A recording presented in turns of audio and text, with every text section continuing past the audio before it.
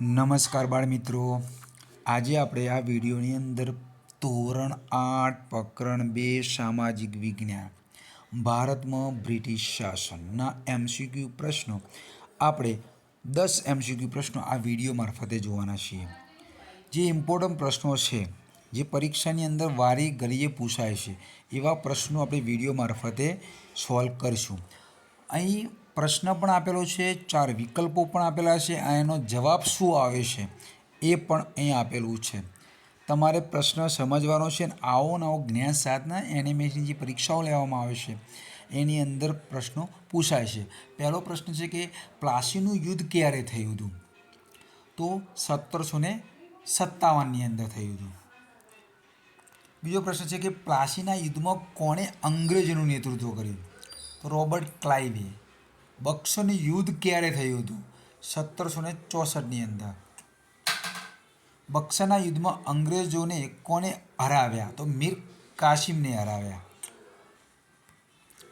આગળનો પ્રશ્ન કે કંપનીને બંગાળ, બિહાર અને ઓરિસ્સાની દીવાની સત્તા ક્યારે મળી, એટલે કઈ સાલમાં મળી?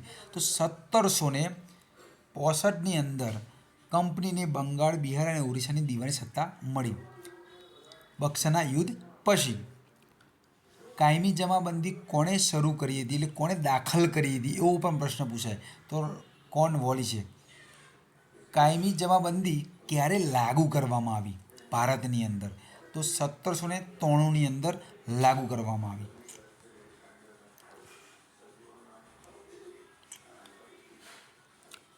કાયમી જમાબંધીમાં જમીનદાર મહેસૂલનો કેટલો ભાગ સરકારને જમા કરાવતો હતો? 9/10, એટલે કે 9/10.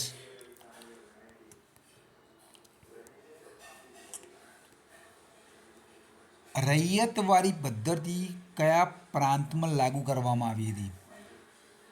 તો બંગાળ, બિહાર, ઓરિસ્સા, મુંબઈ, મદ્રાસ અને બંગાળ. તો આવશે મુંબઈ અને મદ્રાસની અંદર આ રૈયતવારી જે પદ્ધતિ છે એ દાખલ કરવામાં આવી હતી. અને રૈયતવારી જે પદ્ધતિ કોણે દાખલ કરી હતી, કોણે શરૂઆત કરી હતી ભારતની અંદર?